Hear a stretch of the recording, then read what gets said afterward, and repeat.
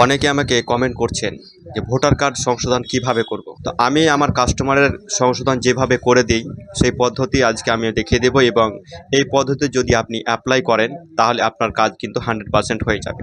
তো আবেদন করার সময় আপনারা বুঝতে পারছেন না যে আপনারা কিভাবে আবেদন করবেন, কোন কোন ডকুমেন্টগুলি দেবেন, এবং আবেদন করার সময় কোন কোন অপশানগুলি আপনারা চুজ করবেন। এই সমস্ত বিষয়গুলো ঠিকমতো বুঝতে না পারার কারণে আপনারা আবেদন করছেন এবং আপনার আবেদনটি কিন্তু বাতিল হয়ে যাচ্ছে। যদি আপনারা আপনাদের নিজের নাম, জন্ম তারিখ, ঠিকানা, মোবাইল নাম্বার বা অন্য কোনো তথ্য সংশোধন করতে চান তাহলে ভিডিওটি স্কিপ না করে শেষ পর্যন্ত দেখুন।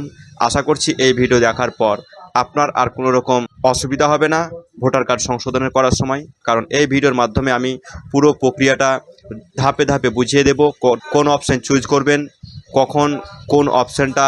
তাই আপনাদের বলবো ভিডিওটি স্কিপ না করে শেষ পর্যন্ত দেখুন, কারণ যখন আমি আবেদন করব বা দেখাবো তখন এমন কিছু ইনফরমেশান আমি আপনাদের সম্মুখে শেয়ার করব যেগুলি কেউ বলে না, এবং এই বিষয়গুলি না জানার কারণে আপনারা কিন্তু আবেদন করার পরে আপনাদের আবেদন রিজেক্ট হয়ে যাচ্ছে বা আপনাদের যে জিনিসটা সংশোধন করতে চাইছেন সেটা সংশোধন করতে পারছেন না। তো চলুন আমরা সরাসরি অন স্ক্রিন চলে যাই, কম্পিউটার স্ক্রিনে চলে যাই, সেখানে আমরা ধাপে ধাপে দেখে নেব এবং বুঝে নেব কোন বিষয়গুলি আমাদেরকে করতে হবে, কোন বিষয়গুলি আমাদেরকে এড়িয়ে যেতে হবে। চলুন দেখা যাক।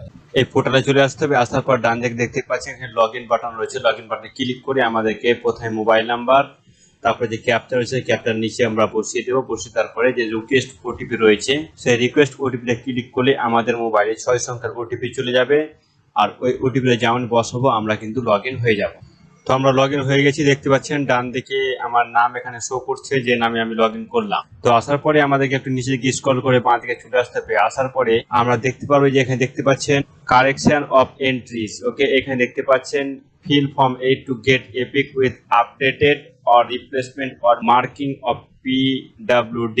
এখানে আমাদের কাজ, আমাদের সংশোধন করবো আমরা যে কোনো জিনিস সংশোধন এই ফর্মের মাধ্যমে করতে পারবো। তো এই যে ফর্ম 8, ফিল ফর্ম 8, এখানে আমরা ক্লিক, যে ফিল ফর্ম 8 ক্লিক করলাম, এখানে আমাদেরকে একটা এপিক নাম্বার আমাদেরকে বসিয়ে দিতে বলবে। তো আমরা একটা এপিক নাম্বার এখানে বসিয়ে দিলাম। বসিয়ে দেওয়ার পরে কিন্তু এখানে সাবমিট বাটনে ক্লিক, যেই আমি সাবমিট বাটনে ক্লিক করবো এরকম ইন্টারফেস হবে। সর্বপ্রথম আমার যে কোন রাজ্য রয়েছে সেটা শো করবে, কোন বিধানসভা, কত নম্বর পার্ট, কত নম্বর সিরিয়াল, কি নাম রয়েছে, সারনেম রয়েছে, তার রিলেটিভের নাম কি রয়েছে, সমস্ত কিছু শো করবে। জাস্ট আমাকে নিচে দিকে যে ওকে যে বাটন রয়েছে সেটা আমি ক্লিক করার পরেই নিচে দিকে আমরা 4টি অপশন দেখতে পাবো। একটা রয়েছে শিফটিং অফ রেসিডেন্স, অর্থাৎ ঠিকানার পরিবর্তন এই ফর্মের মাধ্যমে আমরা করতে পারবো।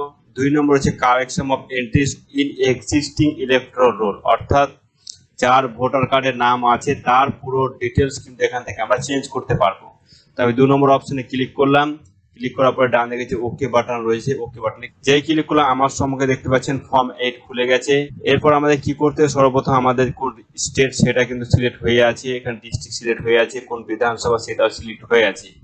সেভ আমাদেরকে এই যে নামটা শো করছে এবং এখানে আমার এপিক নাম্বারটাও শো করছে। আমাকে সর্বপ্রথমে যে আধার কার্ড এখানে চেক বক্সে ক্লিক করার পরে আমার যে আধার কার্ড নাম্বার সেটাকে আমাকে বসিয়ে দিতে হবে। আমি আমার আধার কার্ড নাম্বারটা বসিয়ে দিয়েছি।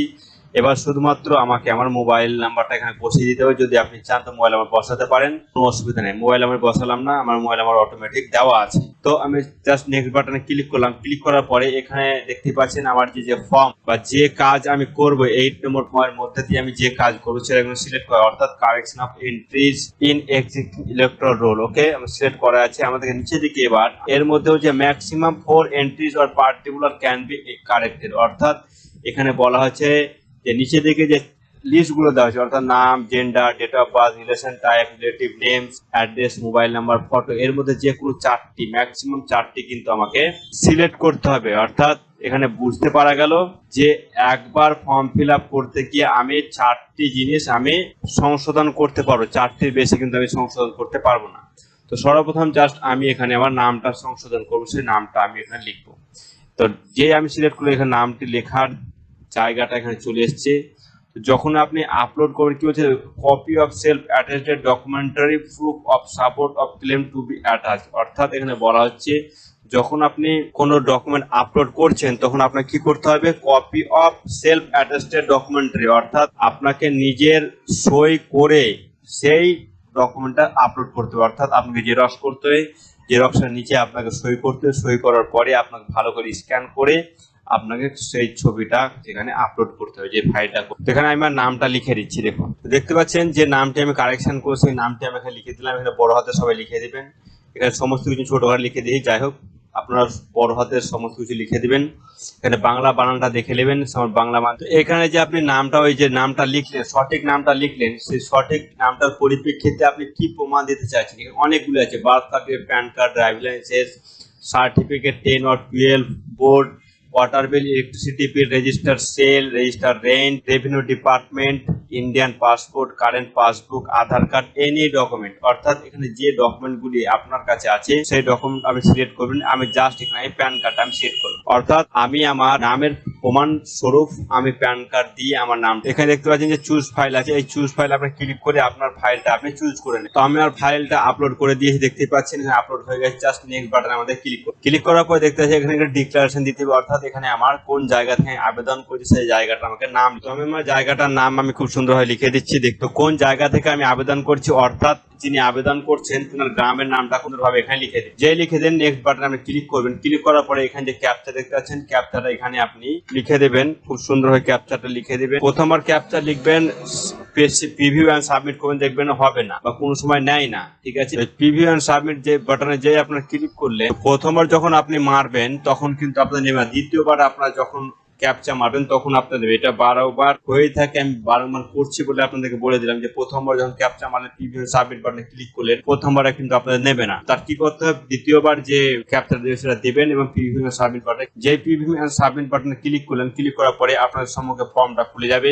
এখানে দেখতে পাচ্ছেন যে নামটা আমি কারেকশন করলাম এখানে দেখাচ্ছে, এবং তার সাপোর্ট হিসাবে যে ডকুমেন্টটা আমি এখানে দিয়েছি সেই ডকুমেন্টটার নামও কিন্তু এখানে শো করছে। পরবর্তীকালে যদি আপনি ভুলে যান যে আমি কোন ডকুমেন্টটা দিয়ে আমি কারেকশন করেছিলাম বা অনলাইনে অ্যাপ্লাই করেছিলাম, তখন কিন্তু আপনি এই ফর্মটা দেখে খুব সুন্দরভাবে বুঝতে পারবেন যে হ্যাঁ এই ডকুমেন্টটা আমি দিয়েছি। এরপরে কি বলতে, আপনি নিচে দিকে চলে আসতে হবে। আসার পর যে ই সাইন এন্ড সাবমিট, যে ই সাইন বাটন আপনি ক্লিক করলেন, এরকম ইন্টারফেস আপনাদের সম্মুখে শো হয়। শুধুমাত্র আপনাদেরকে আপনার যে আধার কার্ড নাম্বার রয়েছে সেই আধার কার্ড নাম্বারটা এখানে বসিয়ে দিবেন, এবং এই আধার কার্ড নাম্বার বসিয়ে দেওয়ার পরে এই গেট যে ওটিপি রয়েছে এখানে, এই গেট ওটিপিতে ক্লিক করবেন। ক্লিক করার পরে আপনাদের মোবাইলে 6 সংখ্যার একটি ওটিপি চলে যাবে। এই যে enter your OTP, Aadhaar OTP এখানে ক্লিক করবেন, অটোমেটিক চেক মার্ক হয়ে যাবে। যে ওটিপি বসাবেন অটোমেটিক চেক মার্কস কিন্তু এখানে হয়ে যাবে। হয়ে যাওয়ার পরে সাবমিট বাটন যে রয়েছে সেই সাবমিট বাটন আপনি ক্লিক করলেই আপনার সম্মুখে একটা ফর্ম জেনারেট হয়ে যাবে। সেই ফর্মটা প্রিন্ট আউট করে এবং আপনার যে সাপোর্টিং ডকুমেন্ট আপনি আপলোড করলেন সেই সাপোর্টিং ডকুমেন্ট আপনার যে বিএলও রয়েছে তেনার সঙ্গে যোগাযোগ করে তেনাকে সাবমিট করবেন।